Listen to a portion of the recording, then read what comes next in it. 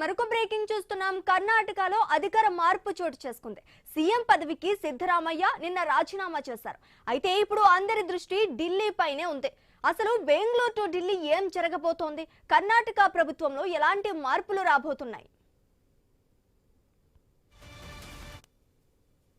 DK Shivakumar Siddhu ఢిల్లీలో land అయ్యారు. ఇవాళ కాంగ్రెస్ హైకమాండ్ తో భేటీ కాబోతున్నారు.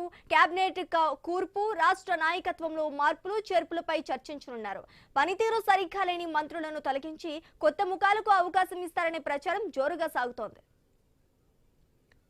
ఇక ఇదే అంశానికి సంబంధించి మరింత సమాచారం మా ప్రతినిధి రాము ఫోన్ ఇన్ ద్వారా అందిస్తారు. రాము,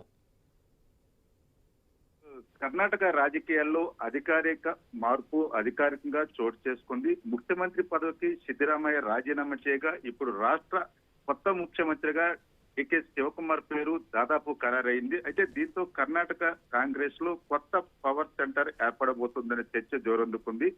బెంగళూరు నుంచి ఢిల్లీ చేరుకున్న డికే శివకుమార్, సిద్ధరామయ్యలు కాంగ్రెస్ హైకమాండ్ తో కీలక భేటీ కానున్నారు. కొత్త ప్రభుత్వ ఏర్పాటు, కేబినెట్ కూర్పు, మంత్రి పదవుల పంపకం, అలాగే రాష్ట్ర కాంగ్రెస్ నాయకత్వంలో మార్పులపై చర్చ జరుగుతున్నట్లు సమాచారం అందుతుంది. అయితే డీకే సీఎం అవుతున్న నేపథ్యంలో ఆయన టీముకు ప్రాధాన్యం పెరిగే అవకాశాలు కనిపిస్తున్నవి. ఇదే సమయంలో సిద్ధరామయ్య వర్గానికి కూడా సముచిత ప్రాధాన్యం కల్పించేలా హైకమాండ్ సమతుల్యత పాటించబోతుందనే ప్రచారం కూడా జోరందుకుంది.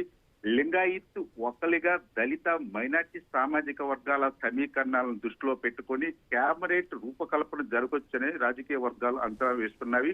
ఇక పనితీరు సరిగా లేని కొందరు మంత్రులకు ఉద్వాసన పలికి యువ నేతలకు, కొత్త ముఖాలకు ఛాన్స్ ఇవ్వచ్చనే చర్చ కూడా నడుస్తుంది. పార్టీని వచ్చే ఎన్నికల దిశగా మరింత బలోపేతం చేయాలని వ్యూహంతో కాంగ్రెస్ హైకమాండ్ ముందుకు వెళ్తుందనే సమాచారం కూడా మరోవైపు కనిపిస్తుంది. అయితే డీకే శివకుమార్ సీఎం అవడం ద్వారా కర్ణాటక రాజకీయాల్లో కొత్త సమీకరణాలు ఏర్పడే అవకాశాలు కూడా స్పష్టంగా కనిపిస్తున్నవి. కాంగ్రెస్ లో అంతర్గత శక్తి సమతుల్యత ఎలా ఉండబోతుందో, సిద్ధరామయ్య పాత్ర ఇకపై ఎలా ఉండబోతుందో అనే అంశాలపై రాజకీయ వర్గాల్లో ఆసక్తికర చర్చ అయితే సాగుతుంది. మొత్తానికి కర్ణాటకలో సీఎం మార్పు కేవలం నాయకత్వ మార్పు మాత్రమే కాదు, కాంగ్రెస్ పార్టీ భవిష్యత్ రాజకీయ వ్యూహానికి ఇది కీలక మలుపుగా మారబోతుందని అందరూ కూడా భావిస్తున్న పరిస్థితి కనిపిస్తుంది. అయితే ఢిల్లీ చర్చల తర్వాత సిద్ధరామయ్య రాజీనామా ఇప్పటికే చేశారు. అయితే డికే శివకుమార్ ప్రమాణ స్వీకారం ఎప్పుడు ఉండబోతుంది, దానిపై మంత్రుల విస్తరణపై ఒక స్పష్టత వచ్చే అవకాశాలు అయితే స్పష్టంగా కనిపిస్తున్నవి. లేకపోతే ఇంకేమైనా మలుపు తిరగబోతుంది అనే ఊహాగానాలు కూడా స్పష్టంగా కనిపిస్తున్నాయి. Right, thank you Ramu.